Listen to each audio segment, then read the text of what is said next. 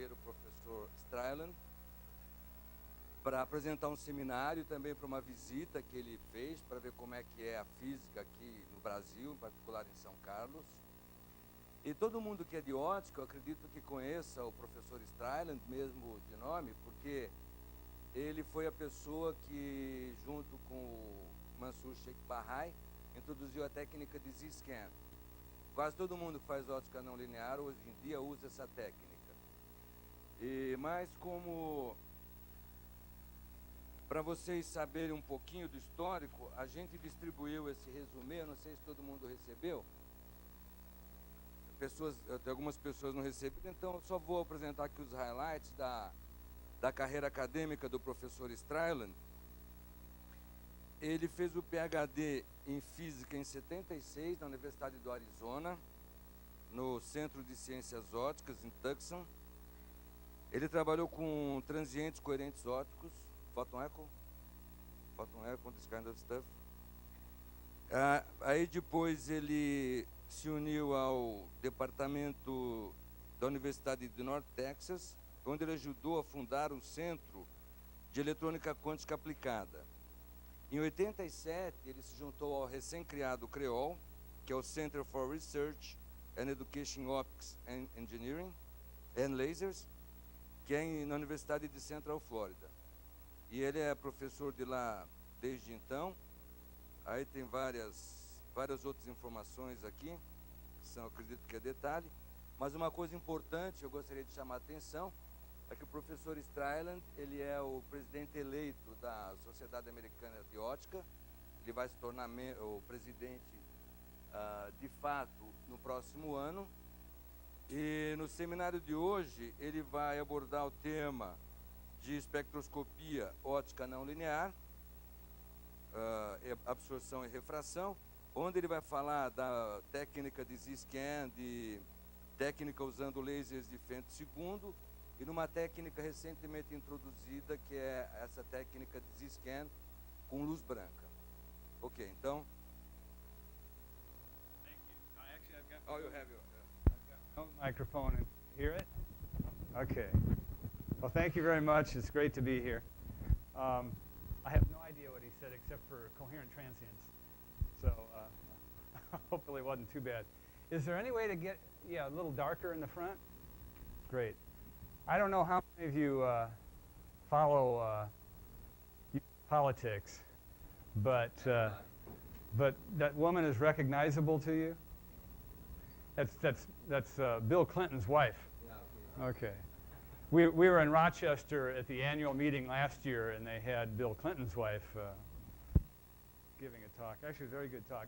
In Tucson, they're trying to get McCain, who was a Republican presidential candidate, so we'll have Democrats and Republicans. We'll see how it goes. In any case, it's really been, I'm really happy to have come here. I knew several people from here, but there's much more going on here in optics and photonics than I had any idea of, so it was kind of nice. And Kleber Mendonça had been with 2000, I think, for a while before he came here.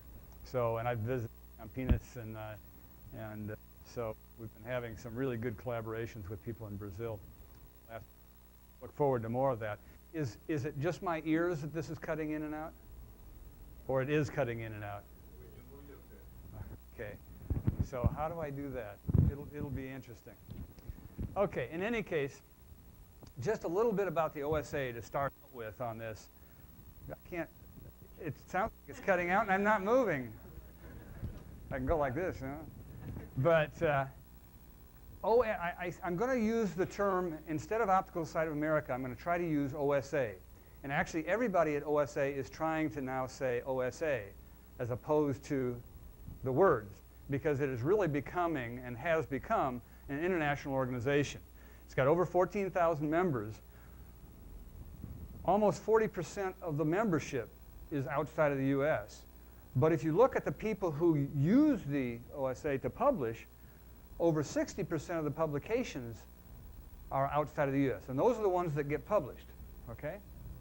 So it really is an organization, and of course the educational it's a rather highly educated group of people there. So in any case, we're really working hard to become more international, and that's one of the pushes to have more student chapters and more local chapters. And so it's really nice to be able to come here and sort of help inaugurate the new local student section of OSA in Sao Carlos. So that's really nice. And I will be, after this, going up to Recife, where they have had a student section for some period of time. OSA has been around since 1916. It really started at Rochester, where the Institute of Optics is. And all along, if you read sort of the statements in the beginning, it's use and diffuse knowledge of optics, et cetera, and to just promote information exchange in optics. You notice nothing says anything about members. You don't have to be a member, but it's nice, okay? So this is actually a picture of the headquarters building in Washington, D.C., and the last year or so I've been spending a lot of time there, so I'm really getting to know the building well. And what does OSA do? Well, they publish their journals, and that is the primary income source of the OSA, okay? And so it's very interesting to see what's going on in electronic publishing, because the income source for all of these societies, nonprofit societies, is shifting as we go to more and more electronic publication. The other place where you can get information is in the optics info base, and I think everybody here has access to all the journals and everything, so you guys are in good shape. Of course, also putting on conferences, and there's a conference coming up in Tucson, Frontiers in Optics, that I think some people from here will be attending. So I don't want to spend a lot of time on this, but one of the things I just wanted to mention is that I will give these slides to the local section so you can read through them and see all the things that you can get from the OSA. And the OSA looks at working a partnership with your new local student section. But there's also, which it's got to be cutting out, right? Okay. Is it better if I don't have it and I just yell?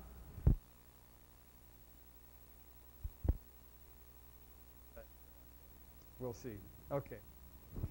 Maybe I put it down a little bit. Maybe it won't be quite so annoying. So OSA looks at this as a partnership with the student organizations, but the student organization can get money. They paid my ticket to come down here, for example, and I think you can get support for visitors, et cetera. They give you reduced membership rates, discounted registration rates at conferences. Of course, you get free online journals, but you got that anyway, so that doesn't really matter. So all these things are of use to the students. So, okay. I'm getting louder as we speak. So I'll skip over that, and I have something just like your T-shirt, except in a different language. So, all right.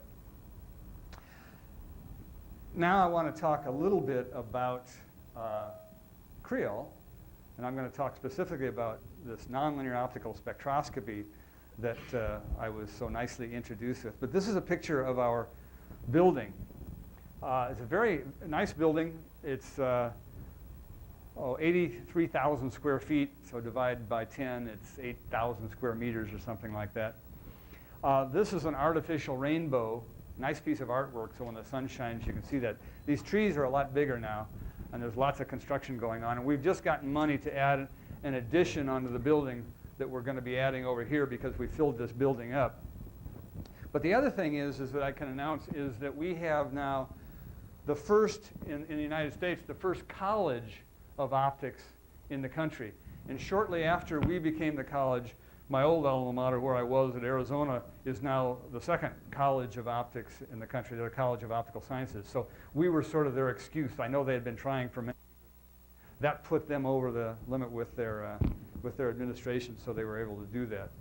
So I'm going to give a talk that spans many years of my career. So there are lots of people involved with this. Sheikh Bahai was mentioned, I heard. But notice I've even got Lázaro Padilla, who's sitting right there, who just on last Friday came back to Brazil. He'd been visiting us for a year from Brito Cruz's group. So I'll be talking about some of the work, not the work that he's been doing, but some of the work that others have been doing there. But just to give you an idea of what we've been doing, which really, if I look around this building, there's a bit of what you are doing is what we're doing, but somewhat complementary. If you look at our faculty, about half have PhDs in physics and about half have PhDs in electrical engineering, but we have a couple of mechanical engineers, chemistry, material science, glass science, et cetera. So lots of different disciplines, and the students come in with these different disciplines all focused toward optics and photonics. And we have about 150 PhD students, faculty of 27, administrative staff of 18. So a good group of people, about 250 people in the building. So and it's been a very successful group. We didn't start until 1978 when I got there. So it's only been 18 years. So we started basically from nothing and built this up in about 18 years, which on academic timescales in the U.S. is a rather short time period. So okay, with that, just in case anybody has one, does anybody have an Olympus camera? Because my battery is dead. So if anybody's got an Olympus camera, I'd like to recharge my battery so I can take some pictures home with me. So just okay. So I'm going to talk about nonlinear optics and nonlinear optical spectroscopy. So what is nonlinear optics? How many of you are familiar with nonlinear optics? Just to see, yeah, there's one. So, okay, half of you aren't. So let me spend a little bit of time just talking about some basic things as we go along here. And specifically, what I'm going to talk about is not frequency conversion types of nonlinearities, but what are called self-nonlinearities, where the normal optical constants of a material, constants in quotes here, absorption, index of refraction, become intensity or radiance dependent. So the absorption can change with intensity, the index of refraction can change with intensity. And the most common example that I can give you of this are these photochromic sunglasses. The sunglasses that when you go outside, the sunlight hits them and they turn dark. That, in my mind, is a nonlinear optical change because the light intensity induced the glass to turn dark. It's really more of a chemical reaction, takes at least 30 seconds or so. And what we do is look at more electronic types of interactions where the time scale on which those things can turn dark or the index of refraction can change happens on even sub-femtosecond time scales. So those are the sorts of things that we study. And we spend really most of our time characterizing the materials and trying to understand the physical phenomena that cause these changes in the indices of refraction and changes in absorption. And oftentimes, you will have multiple nonlinearities occurring simultaneously. And you'll have to try to unravel the different pieces of that happen on different time scales, that happen at different frequencies, et cetera. So you need to do lots of studies. And basically, we do parametric studies. We do spectroscopy, which is sort of the newer one. I'll explain why in a second. But pulse width measurements, even how you focus into the materials can change things. So you need to do lots of different experiments are needed. And I'll mention I'm a fan of the Z-scan technique that we developed over the years. But by itself, it doesn't give you all the information you need. So I'm a fan of using as many possible techniques as you possibly can to try to determine what's going on in those materials. But I will just mention a couple as we go through this. So I've been doing nonlinear optics for 25, 30 years, I forget, okay. And I've called myself a spectroscopist for all those years. But if you look at up until just a few years ago, I did 1 micron, a half a micron, every once in a while a third of a micron and a quarter micron. I did 10 microns with CO2. And at one point I got a dye laser, so I did a little of that until I turned red when I spilled the dye over me. But I only had a few wavelengths to work with. And so it was asking somebody who did atomic spectroscopy, a linear spectroscopy, to use this red light beam and say, what's the nature of matter? So it's really quite amazing what people did with only a few wavelengths. But in the last few years, these optical parametric devices, tunable Ti-sapphire lasers, et cetera, have come along, where now we can really do broadband spectroscopy with these tunable systems. And that's really opened up a lot of new methodologies for doing this nonlinear spectroscopy. And you can almost envision real wavelength spectrometers that are nonlinear spectrometers. I mean, potentially commercial devices. So as a brief outline, I'll talk about the Z-scan technique for separately measuring nonlinear absorption and refraction. I'll talk about relationships that exist between refraction and absorption, these Kramers-Kronig relationships, and that'll get me into frequency degenerate two-photon absorption and frequency non-degenerate two-photon absorption. Frequency degenerate when the two photons are equal, frequency non-degenerate when the energy of the two photons are different. So, okay. And then we'll look at something that it was interesting. I'll talk about this white light continuum Z-scan, where Kleber and we published, I think, within the same journal in Optics Express, a similar technique. So, but I want to spend a little bit of time on that. And then talk about some other types of resonant two-photon absorption, oftentimes called excited state absorption. My favorite view graph that I ever made up, I made up in 1990. I think I did in 1995. But this is the two-photon absorption coefficient for a single material, gallium arsenide. And the idea here is that you go from the valence band to the conduction band by simultaneously absorbing two equal photons to get you to the conduction band. And this coefficient in centimeters per gigawatt is the coefficient that tells you how strong that interaction is. That is the two-photon absorption coefficient, semi-logarithmic scale, 2 orders of magnitude, versus the publication date in years. Now, this trend of going smaller and smaller had nothing to do with gallium arsenide changing over the years. The gallium arsenide was fairly constant. What changed over the years was the methodologies for making the measurement and the interpretation of those measurements.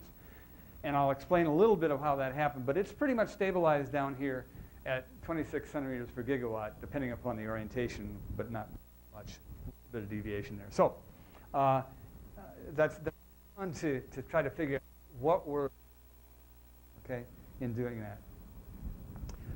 And it was really just really understanding what was going on in the material. So I'll try to talk about that as we go along. So Z-scan technique. The reason this thing has become used by people here and people all over the world is because it's simple to do. Now, it's not necessarily simple to interpret.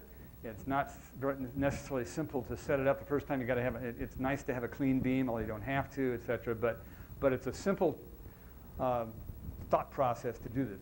We vary the irradiance in the sample by simply moving it through the focus of a beam, and it's easiest to use a Gaussian beam because it's easiest to do the propagation. But then this one is called an open aperture Z-scan, which just means we very carefully collect all the light that gets transmitted through.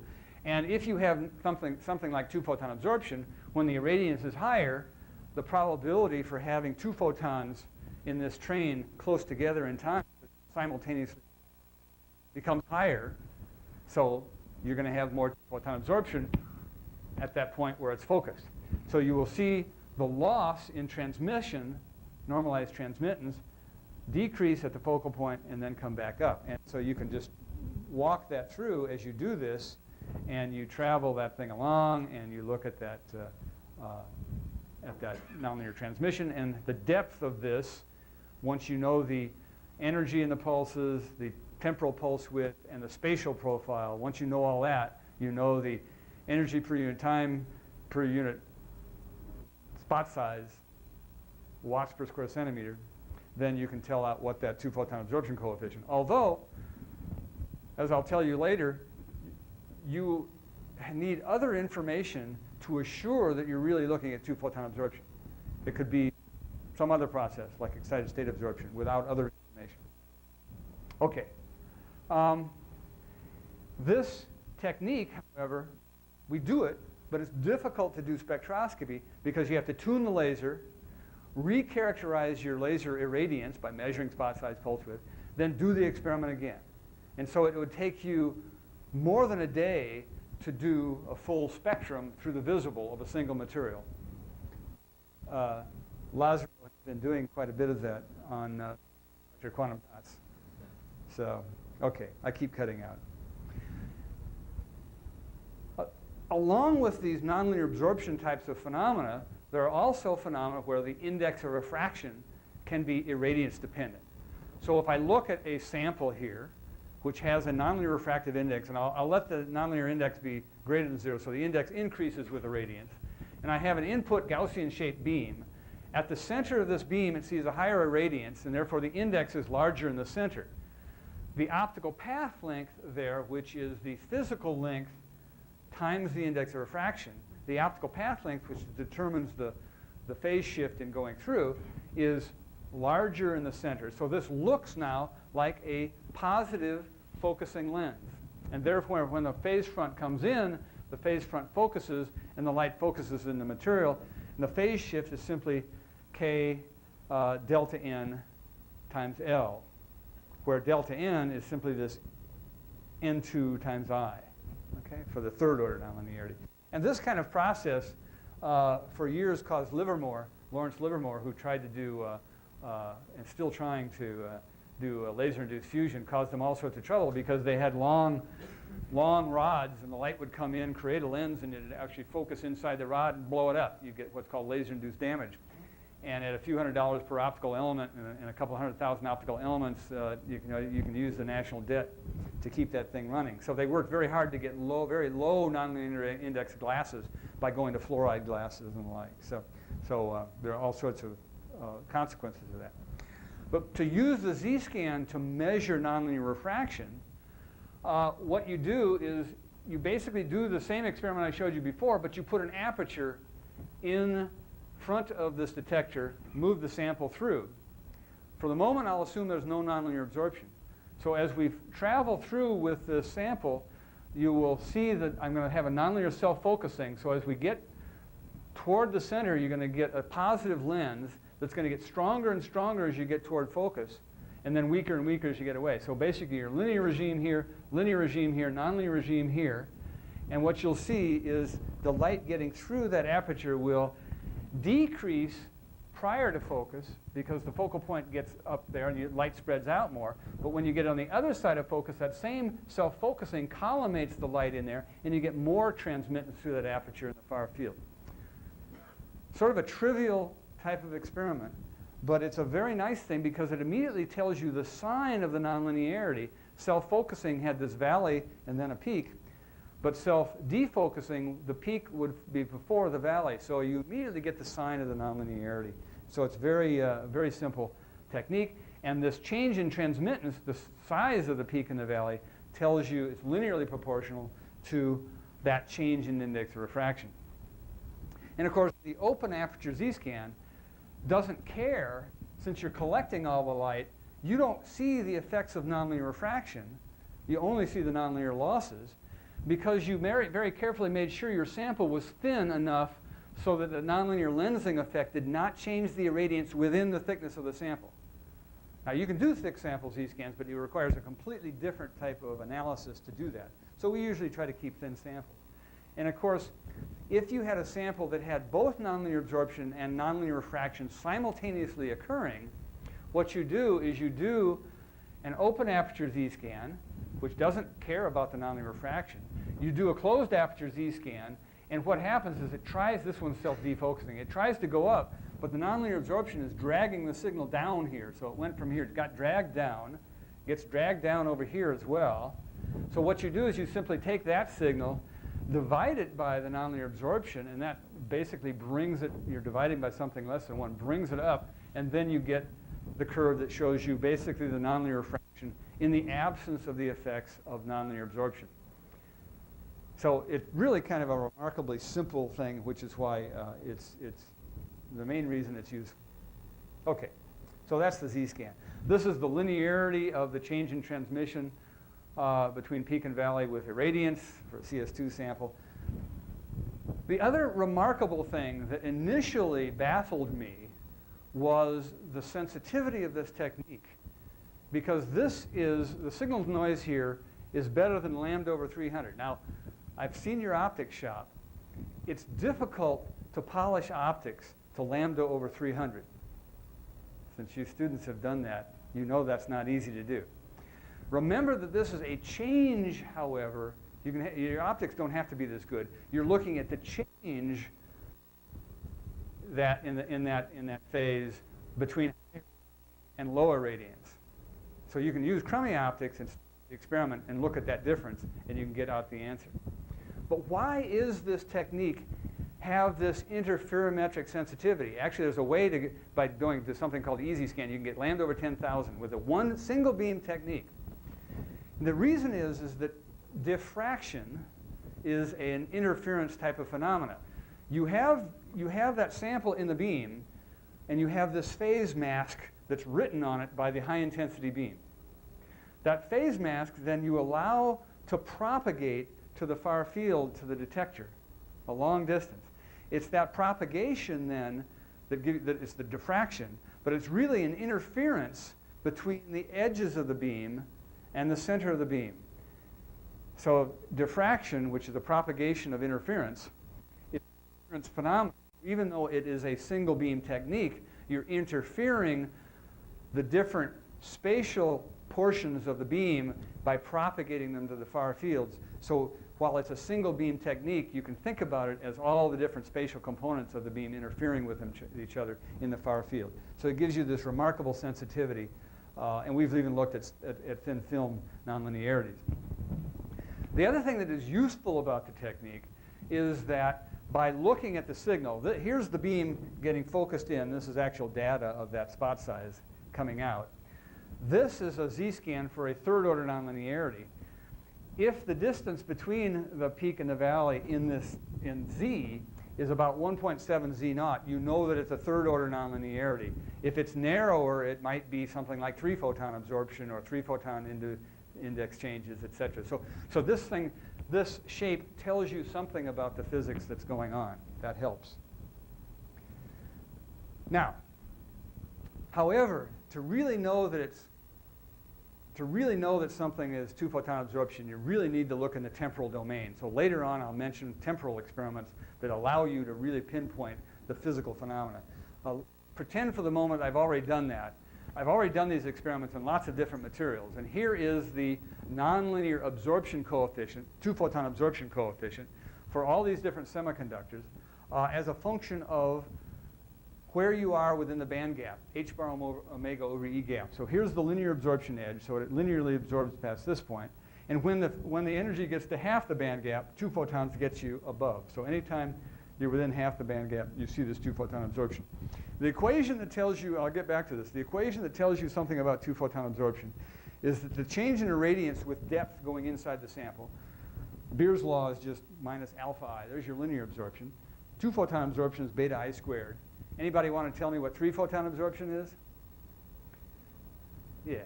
Okay, I cubed, 4 photon. It's fairly straightforward. It comes right out of the susceptibility. But so you can add on to those terms. This is the spectral dependence. The line is the spectral dependence as done by theoreticians like Brian Hueret and Harriet Watt, et cetera. And it turns out that the 2 photon absorption coefficient scales as 1 over the cube of the band gap. So the smaller the band gap energy, the larger the 2 photon absorption. Such that if I replot this data such that I've scaled out the spectral dependence, and I plot that on a log-log plot versus band gap, I can see this line of 1 over band gap cube dependence. Now, this theory was done for a very simple structure, 2 parabolic bands in a zinc blende semiconductor. There's no reason to expect that that will work for fused silica or BBO or sodium chloride, and it doesn't, but it does work within a factor of 5 or so. So here's sodium fluoride, okay? And notice the band gap goes by 2 orders of magnitude. Notice that this is 10 to the minus 1. That's 100 times bigger. That's 2 orders of magnitude bigger. There's 1, 2, 3, 4, 5, 6. There's 8 orders of magnitude on that scale there, all right? And there's the indium antimonide. There's the data. These dots are those data. And this is from materials that are no longer semiconductors. They're dielectric materials. But it actually works remarkably well to give you most of the information you need to know to get some scaling. So that's the 2 photon absorption. If you go and you measure the nonlinear refractive index, you get a very different sort of curve. The nonlinear refractive index, which is sort of like the real part of the nonlinear susceptibility, there's an h bar omega over E gap difference between the definition of beta and N2. So that gets this E gap to the fourth dependence here instead of E gap cubed dependence. So here's that 1 over E gap to the fourth dependence for the nonlinear refractive index. And it works remarkably well. But what was interesting for us is when we first started doing this, if you looked in the literature, you only saw this data. And not all of this data, but you only saw this data. And everybody said the nonlinear refractive index is small, positive, this is greater than 0, and dispersionless, no frequency dependence. And that's what everybody saw. And the reason people hadn't looked over here is because every time they looked over here, 2-photon absorption was interfering with their signals, and so they couldn't get out a number because there's 2-photon absorption all the way in this range. This is the same scale. Here's the linear absorption edge. Here's the 2-photon edge. So people only looked in regions below the 2-photon absorption edge. And all the theory said N2 was greater than 0. So when we started doing zinc selenide at 1 micron, and we did zinc selenide at a 0.5 micron, we saw the sign change in the Z-scanner, which is pretty easy to see, the peak and valley switch. So hey, you know there's something going on funny there. So that's when Sheikh Bahai was with me, and we said, well, gee, can we apply Kramers-Kronig relationships? Can we apply causality to these systems? Talking to everybody I talked to said, no way. A nonlinear system, you cannot apply Kramers-Kronig relationships because it's linear dispersion theory. You can't do nonlinear optics with linear dispersion theory. Okay, so I want to spend just a few minutes to tell you why sometimes you need to ignore what people tell you. And we did, and we got that curve by doing a Kramers-Kronig integral of the 2-photon absorption spectrum, but in a very special way. So what you see is the nonlinear refractive index changes sign about 0.7 of the band gap here. And so we'll see some more of that in a second. But look how remarkable, look how, again, orders of magnitude, 1, 2, 3, several orders of magnitude there. And here, within factors of 2, basically, we can predict the nonlinear refraction. So it works remarkably well for all these different materials. So that gets me, I want to just say a bit about this white light continuum Z-scan, because this is the first time we were actually able to tune right through that point. So I'll get to the Kramers-Kronig in a second. And it's interesting, Kleber and we put out papers just about the same time talking about this white light continuum Z-scan. We do it slightly differently. But the idea of this is very nice. What we'd like to do is be able to do Z-scans over broad spectrum rapidly, and not spend the whole day doing it. We'd like to do it in 8 minutes, which is what it takes, okay? So what we do is we make, instead of taking a Z-scan, this is just showing how hard it is to do, changing the wavelength and doing a Z-scan again, etc. What you want to do is come in with a white light continuum, do one Z-scan, this is the idea, one Z-scan, get them all at once, fit the theory, boom, you're done, okay? So that was the idea, and there's a problem, however. The problem is that if you have lots of wavelengths present in the sample simultaneously, we'll get, instead of just 2 equal photons getting you 2-photon absorption, I can get a red photon and a blue photon together to make it look like 2 green photons. So I'm going to have non-degenerate 2-photon absorption going on at the same time I have degenerate, and I'm going to see a lot larger nonlinearity than I would have expected to have seen. So somehow you're going to have to separate all those wavelengths, and there are several ways to do it. You can separate them in time by chirping the pulses that come in so all the different colors come out at different time. We did that. It works. You can separate them spatially so they hit different spots in the sample at once. You can do that. We did that. It works. Both are a real pain to do. Or you can go to a company called Ocean Optics who makes what's called a linear variable filter, and this is actually a picture of one. And it's basically a low-pass filter and a high-pass filter with a frequency sweep in it that you put back to back. And you can wiggle like this, and you can change the band pass such that this passes one color red, this passes only one color green, etc. And you can tune that so you only get 10 nanometers at each position. Then what you do is you put this linear variable filter in the focal position and move it to that focal position, and only one frequency will hit the sample at any one time. Well, that's just like going back and tuning your laser. But it turns out here that once you've characterized your setup, you don't have to touch the problem is lasers are touchy things. You set your laser up, you get it running fine, you get your white light continuum that you produce in a water cell. And I forgot to explain what that was. But you get that white light continuum, and then I can filter out any different spectral components. Okay, so you don't know what a white light continuum is. If you take these very short femtosecond pulses with like a millijoule of energy in them, 100 femtoseconds and a millijoule of energy is 10 to the 10th watts. 10 gigawatts. You can't get that out of your local power supply, your power plant out here. Okay, 10 gigawatts of power. You focus that down into any material you want, you'll ionize it. Okay, so you weakly focus it into water, just below the point at which you ionize, and you'll get the bandwidth of that 100 femtosecond pulse is broad enough. You'll get frequency mixing of all those things. You get four-wave mixing. You get all sorts of Raman scattering. All those things take the spectrum and spread it out to all other different frequencies, and you basically get a nice white light flash bulb that lasts for 100 femtoseconds. Okay? And I can use that and then spectrally filter it to do this experiment. So this is the spectrally filtered stuff, and so I just take that thing and run it through there, and then you'll see these are just different pictures here. I can't do them both simultaneously. Now it's going to move. And this is just that 10 nanometer bandwidth as that thing went through, looked on the spectrometer. And so that works very nicely. So in practice, what you do is shown on the next view graph, is that I set this up, and I think I've got, oh, that doesn't show it. Okay, in any case, I take this thing, set the sample at a particular position. This is just going to be open aperture Z-scan. Set this at different one position, look at all the different colors at that Z position. I move the Z position, do it again, get that Z-scan, move it, do it again. I've got two stepping motors doing this, then that, this, and that, and I build up the Z-scans at all the different frequency components at each spatial position in Z, okay? And that takes 8 minutes for a sample running this laser system at 1 kilohertz. So then I get all the spectrum done at once, and basically you can set it up. So I've got open aperture Z-scan here, closed aperture Z-scan here. There's a picture of the white light continuum, and boom, you're done 8 minutes later. Okay?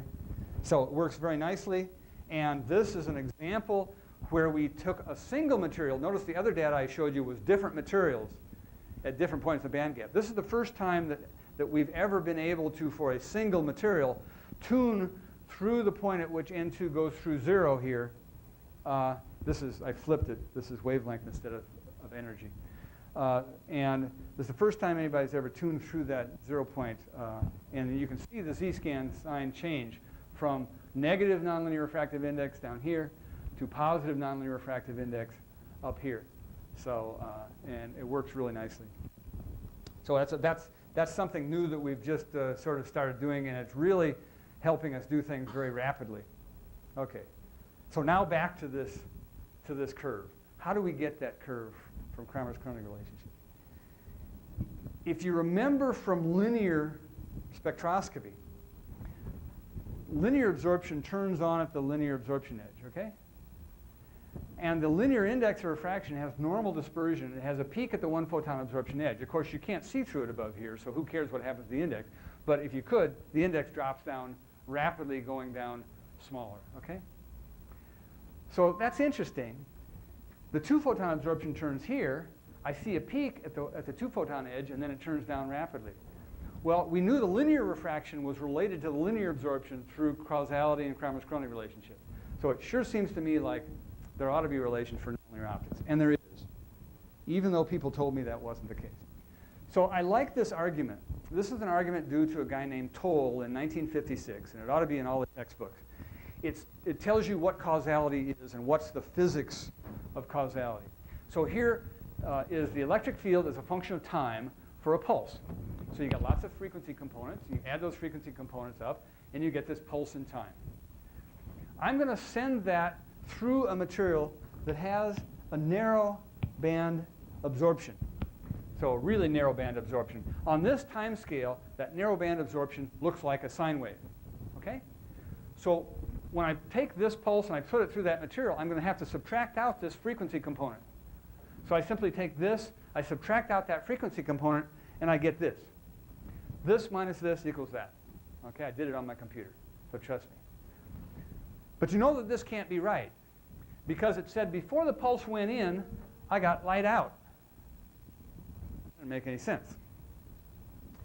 So what do I know that I have to do? What's wrong with this argument? What I know I have to do is that when I subtract this out, I have to rephase all of the remaining Fourier components in just such a way to cancel that precursor. Well, how do you rephase them? You change the index of refraction, basically, rephase them. Remember, the way I got this pulse is I had to, the thing I forgot when I put that pulse up there is I had to have a specific phase for every color. Otherwise, I get white light like coming out of that light bulb. Just random noise. It's not a pulse. Okay? So the very important phase. And the way that I have to rephase those is that I have to slow down those Fourier components just below the resonance in just this way and speed up those Fourier components just above resonance in just this way. And if I do that, then it cancels that component in the front end.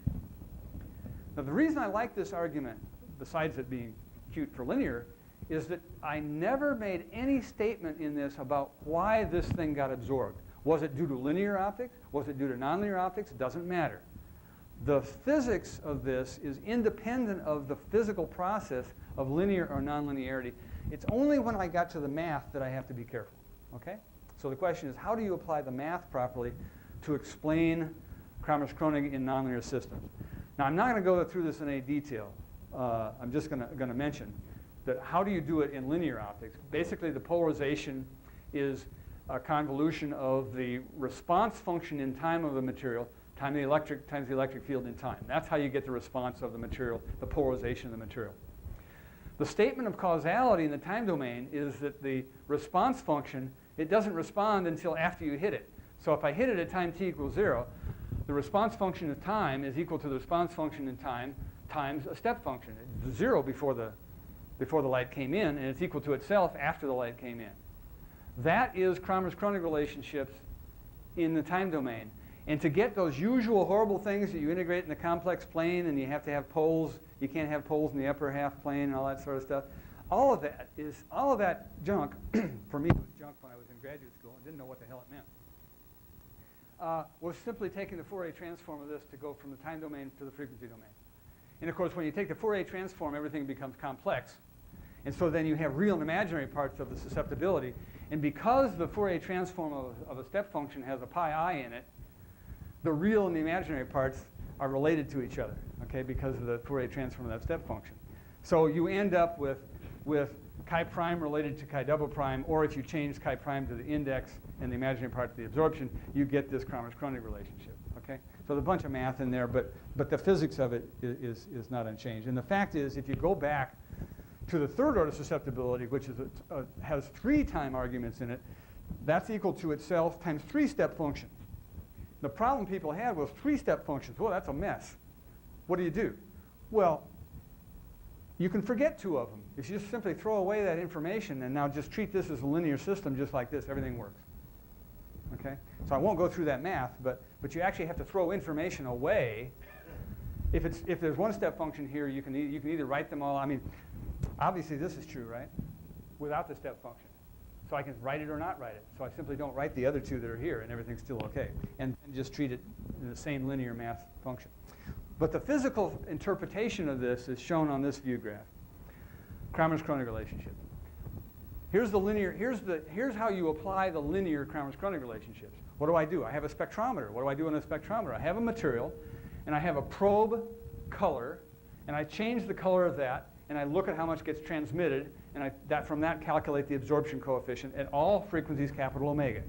And then what I do is I integrate the absorption at all frequencies capital omega over all those frequencies. It's a weak beam, and that gives me the index at this omega. So what people tried to do, and it's in the textbooks that you can't do it. If you go look at Yari's textbook or Pierre Meister's textbook, there's a problem in the homework that shows you that by turning this beam up and trying to do this, make that a bright beam, and then tuning it, this breaks down. You get poles in the upper half plane, it violates causality. If you think about it, it makes sense, because the material with this beam at frequency omega 1 is changed. If you change the frequency of this beam and look at it again, if it's in a different frequency, the material has been changed differently. So it says the material is changing in the integral from one color to another. You can't have the material changing in an integral. A subtle point, but that's why it doesn't. So what you need to do is you need to have a material and a pump wavelength that is fixed here, omega excitation. And that defines for you a changed material, a dressed material. And that's your new linear system. And I simply do exactly what I did before. That's my new linear system, this plus the blue beam, and I have this weak probe beam, and I change its color. And I look at what's the spectrum of that new changed material. I subtract off the linear part. So here's the nonlinear part minus the linear part, and here's the change in absorption. And I do the same exact integral I did over there. But notice the omega excitation, it's not in the integral. It's a parameter sitting here and here that does not change. My material with the beam on is always fixed. So that's the physics of applying Kramers-Kronig relations to this sample. But what it tells you is I'm looking at the change in absorption at all frequencies capital omega due to an excitation beam at frequency omega excitation. If I change this into two-photon absorption, it's the two-photon absorption due to omega excitation fixed at any other frequency capital omega. That is the non-degenerate two-photon absorption spectrum. It's not two equal photons. There are two unequal photons that I go through. And that's the important part. In order to do this, my white light continuum was it was a single beam experiment in the sense that it was two equal photons, okay? I can't use that. I have to do a completely different experiment. And actually, we did this long before we did the white light continuum. And this was the pump probe experiment that we designed after learning this causality experiment. But it was something that just fit for people who did nonlinear optics. Pump probe experiments were pretty normal. But it means you do non-degenerate. So you come in with a pump beam at a fixed color, and then you come in with all other frequencies. Well, what's the nicest way to do that? Well, you use your white light continuum again, because it has all these frequencies. You come in and you look at the transmission spectrum with and without that pump beam on, and subtract them to give you the nonlinearity. So what you do is you have your pump excitation, and then your white light continuum gets you up into this two-photon band. So that's the experiment you do, and that's what I call real spectroscopy, along with the white light continuum stuff. We checked this out on different materials. I won't go through this, but everything matched. The fact that these curves match on top of each other says, okay, we calibrated it, absolutely calibrated, everything works very nicely. And we've done a lot of work on looking at I know there's work being done here on synthesis and looking at molecular structure property relationships. We've done a lot of that, but I'm not going to talk about it today, so I'm going to skip that and talk about just one aspect that this non-degenerate spectrum allowed us to do that we could never have done with degenerate, and that's the so-called intermediate state resonance enhancement experiment.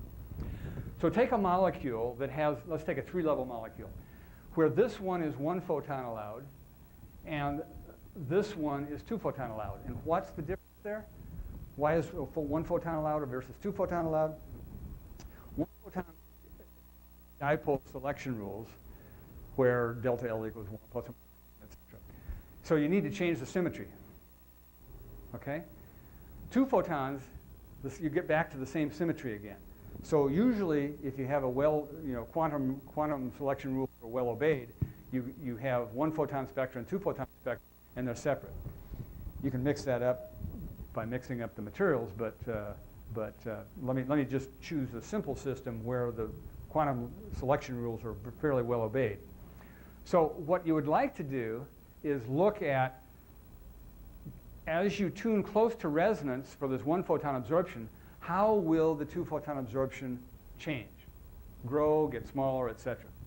Well, if you think about two photon absorption, you think about coming in with one photon, having linear absorption, and then followed by that second photon. But the first photon is off resonance. So you're way off resonance. the amount of time that you spend in that state is limited by the uncertainty principle to be very small because you're way off resonance, okay? So if you look at delta E, delta T is this delta. That's the energy difference between your photon energy and that. Delta E, delta T is less than h bar, or greater than h bar. That means that delta T is like h over delta, right? That's how long I can stay in there and wait for my second photon. This is really a nice way to think about what simultaneous absorption of two photons means. What's the word simultaneous mean? It doesn't mean exactly 0 time. It means, in this case, if you put in numbers, sub-femtosecond time scale. Okay? So it's a nice way of looking at two photon absorption.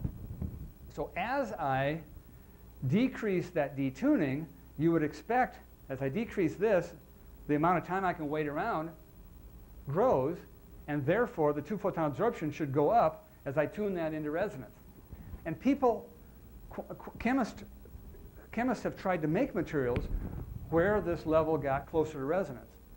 But when they do that, they change all the other levels, and it's very difficult to do quantitative experiments. But when you do a system when I can look with non-degenerate photons, right, then I can tune this one and tune this one independently.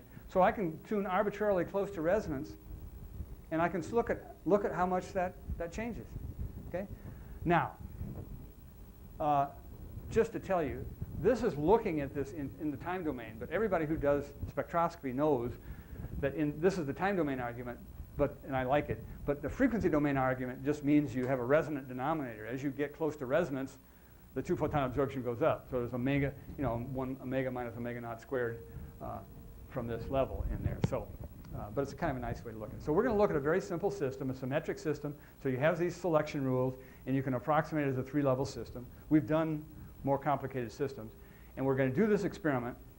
So here's the experiment again. Here's my so-called virtual level. Here's my first pump photon. And I'm going to tune delta, and that's going to make the two photon absorption go up. Here's my experiment. I come in with my pump at a fixed wavelength, omega 2. Come in with my probe. And I'm going to spend just a second telling you that this probe is actually chirped in frequency. So we have to worry about that a little bit from practical reasons. But it comes in. It goes through, the two photon absorption eats a whole lot of the spectrum. The graduate students love to make my view graphs for me. And then I get the spectrum. Okay, so here is the experiment, the raw data, okay? Now, the fact is that probe beam, since I made that white light continuum by focusing down into water, or in this case it turned out to be calcium fluoride, that material has dispersion. So once you make that white light continuum, all the different colors travel through with different group velocities. So actually all the different colors come out at a slightly different time. Not a widely varying time, but a slightly different time. So if I look at my pump beam coming in, and I want to look at the transmission of that probe, and here's my probe here with a white light continuum, at a function of time delay, since this is a pulse coming through, the different colors will overlap at 0 time with different colors at different times. So here's frequency. Yeah, how much time have I got before everybody has to leave? You're going to get nowhere. Oh, okay. I don't want to run over too long. I know I'm taking a little bit longer than I had planned, but this is the white light continuum, okay, as a function of wavelength. And as I move this through here, and this is just a picture of the white light continuum, you'll actually see the color of that thing change, okay? And so if I do this, you'll see as I change the time delay, there's going to be a hole coming through here. Notice the color change, and I go through there. And we really turned the irradiance way up here to get the effect. We wouldn't take data where it was dug out that deeply, but that's what happens. And so you just follow that hole, except when we really do the experiment, we keep the hole so it's small, okay? And then we can pull out of that what the two photon absorption is as a function of time delay. The other important point in this experiment is that I immediately also get time information. If there were long-lived states that were left after the two photon absorption, that hole would not have gone away as I tuned over here. It would have stuck around, okay? So that's also important. Okay, and so you can go through the perturbation theory of this, and the perturbation theory simply says that I actually go from here to here, I don't live there very long, and then I go to here. So the perturbation theory looks like a mess. But if you do it for this simple 3-level system, so I threw away all the other 10 to the 5th levels, and I assume there's just 2-photon absorption, okay, and I'm off resonance enough from the 1-photon state so I don't get any real transitions that stayed there. And I look at this system, there are only 4 terms that survive. The non-degenerate is shown up there, the degenerate is shown here. So what happens? This just has delta 1 equals delta 2. Delta, that's just omega minus omega 1, omega minus omega 2, and this is omega minus omega 1, which is equal to omega 2. Okay? So I can look at that ratio, I can do this experiment, and I simply tune my pump wavelength from here to here to here to here, getting to closer to resonance. And as I tune that closer and closer to resonance, the 2-photon absorption resonance spectrum grew, just like we expect it would. Okay? We just look at the on resonance, the 2-photon resonance point at that, and we look at how much it increased, and it turned out the resonance enhancement by going close to resonance was 4.1. From the simple 3-level theory, we get 4.3. If we went over to Jean-Luc Berdat at Georgia Tech, he summed over 300 other levels. If he did a much more complicated calculation, he got 3.91. Okay.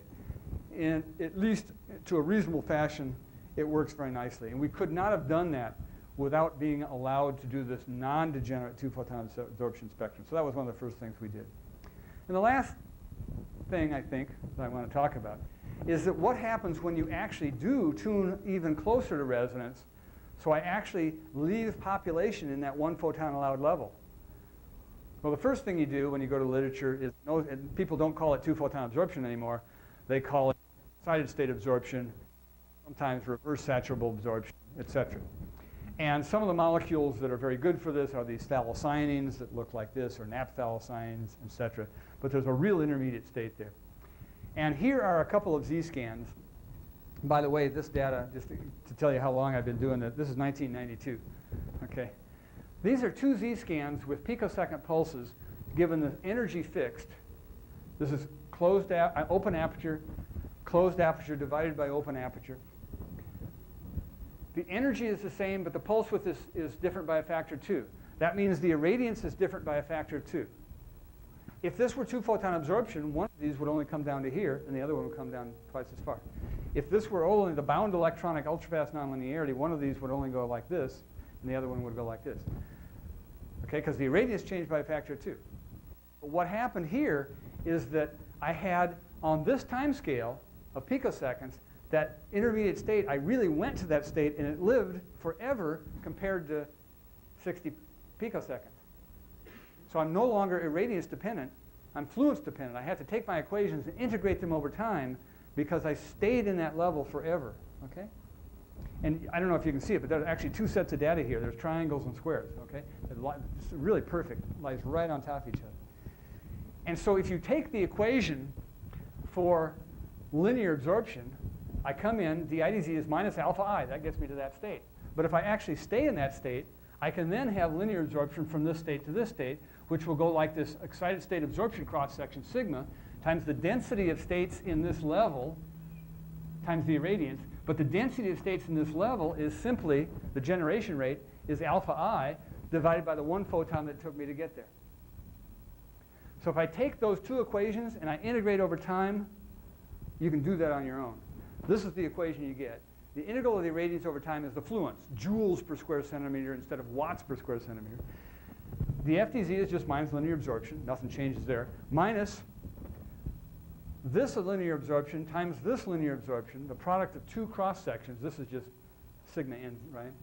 Times sigma. Divided by the 2 photons that took me to get there, times the fluence squared. And remember, one of my first view graphs was this is the equation for 2-photon absorption, alpha I minus beta I squared. Well, now you know what beta is. Beta came from the perturbation theory, from linear absorption to some level where you were a virtual state, so you didn't live there very long, times the absorption to the excited state. So this really is what tells you how you got linear absorption in this process. So, I mean, 2-photon absorption in this process. So it's a kind of nice way to look at those phenomena. So what are we doing? we've now developed all these different techniques, pump probe, we also have used four-wave mixing, white light continuum, Z-scan, etc. We now have a methodology for really checking this Kramers-Kronig relationships because we can do all these relationships and building this database. But for applications, hey, we don't make materials. We rely on chemists. We rely on material scientists. We rely on people here in Brazil, Barbosa, sending us quantum dots, etc. And so this is a picture of the group. Where's Lazaro? You in the picture? Yeah, there he is. There he is, somewhere. I don't know if you can see it. You can always pick me out. That white beard shows me off. So. And I can't resist showing the last view graph. You've been hearing about the horrible things happening in New Orleans, but last year, we have an inkling of what they went through because last year we got hit with 3 hurricanes. That's my backyard in Orlando after Charlie. This is my beach house backyard before Francis, but you can see I was getting prepared. I changed this thing down here. This is after Francis. No, this is a color picture, right? Okay, there's the red color picture. And this is, we just got all the damage fixed from Francis when Gene hit and took out 110 tons of sand from the backyard. We actually gained sand, so. Thank you very much, and congratulations on your new student chapter. Thanks.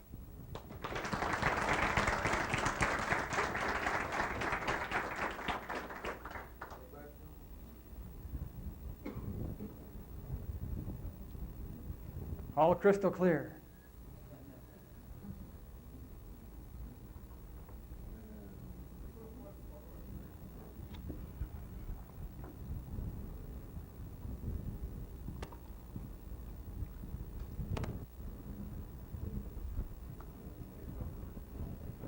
It's about the Kramers-Kronig relation.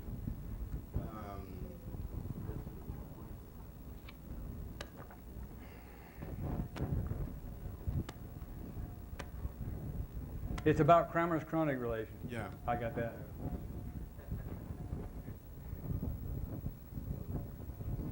Oh, here, speak into my mic. Okay. It seems. Oh.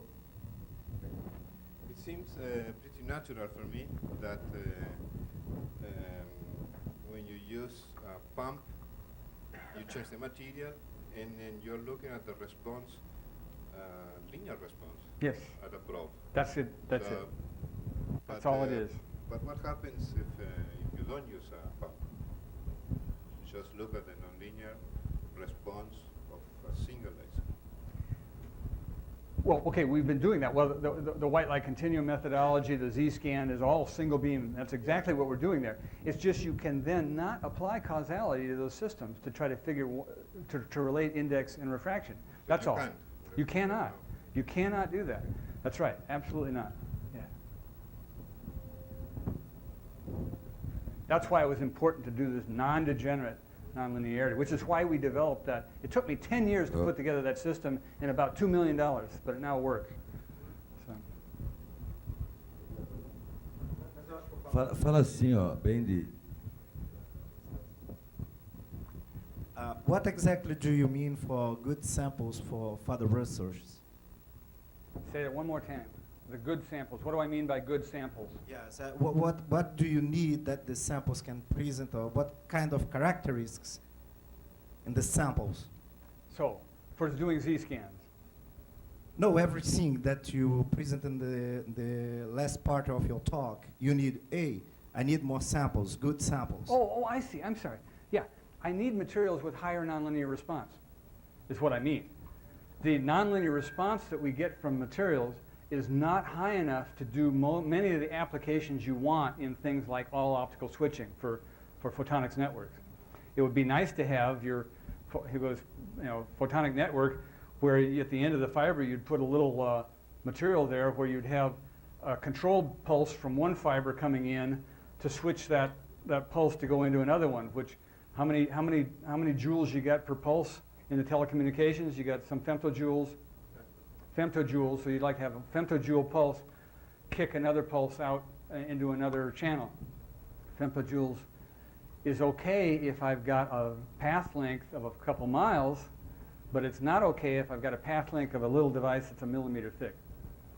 So, yeah, we need more highly nonlinear materials. It's not clear that we're ever going to have those kind of materials I'm talking about. So which you're going to have to then come up with some fancy methodologies for doing it. And people are doing that in putting in resonance enhancement effects, resonators, and other. And some of the new things in nanophotonics are trying to make these, nano resonators and fractal particle enhancements of the electric field, local field, and all these things. So people are working on methodologies for increasing those nonlinearities.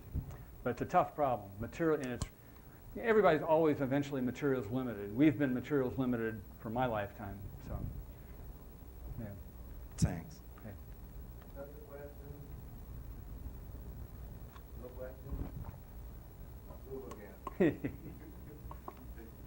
Well, you did not address the problems of the optical quality. I mean, the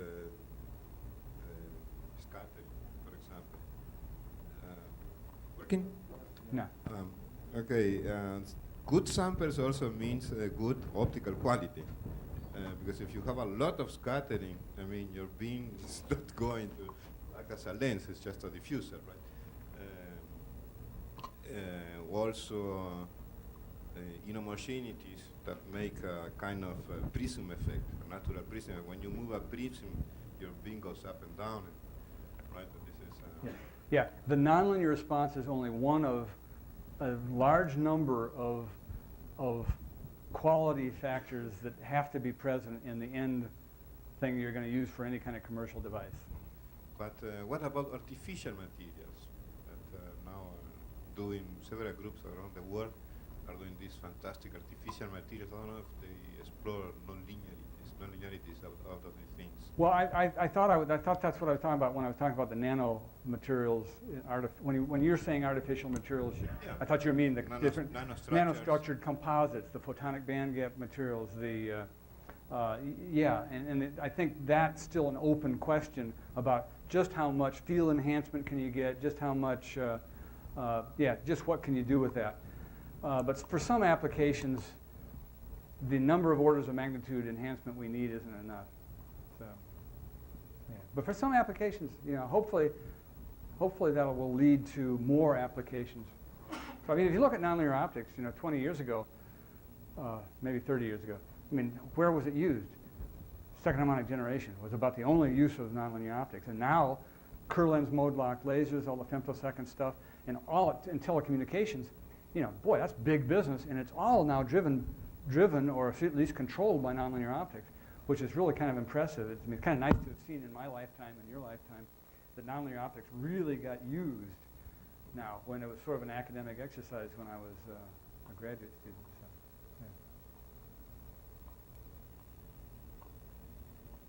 So, You showed, I think, a calculated curve that fitted very well your data for the nonlinear refraction as a function of band gap. yes, And remarkably well. That was from Kramer-Kronig relationship that Yes. you calculated, right? Yes.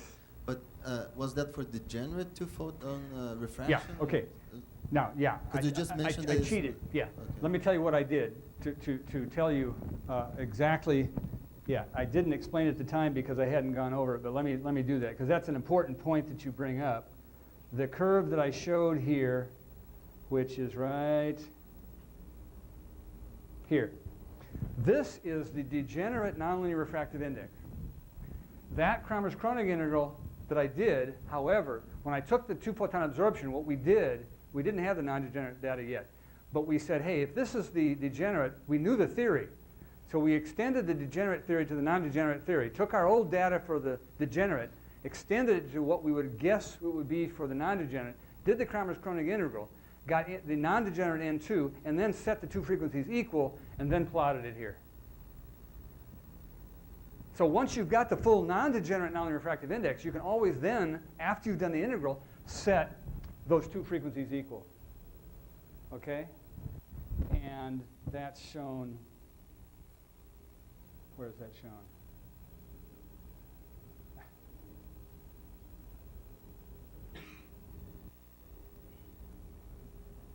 Yeah. See, once you get this, after I've calculated it, then I simply set this frequency equal to that frequency and calculate it at that point. Yeah. So I've really got much more information after I've done this than I showed on that one slide. Yes. Now, you now have a function of two frequencies. So you can do a three-dimensional plot. We've never fully done that. We've only done, I showed you that one set of data where we did 4 pump wavelengths. I mean, you can imagine now doing a whole spectrum of pump wavelengths, but now again, I don't know a fast way to do that one. There I have to tune my high-intensity pump laser to be able to do that. But it would be kind of nice to get this three-dimensional plot of how the non-degenerate spectrum goes with both pump and probe. Yeah. Maybe let me ask another question. Is that in the setup where you put the variable filter in, Yes. and you scan both the Z position and the filter? Right, right. Yeah, go ahead. Is that any difficulty with the extra chirp or pulse distortion that the filter itself introduces into the pulse that is coming into the sample? The answer is we carefully characterize the pulse after the filter.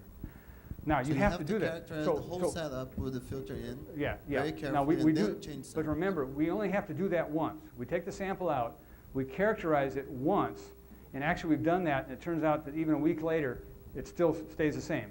So that takes a full day. Okay. We characterize all those different wavelengths once, and then we can use it on an infinite number of samples. Okay. So but that first day is a lot of work.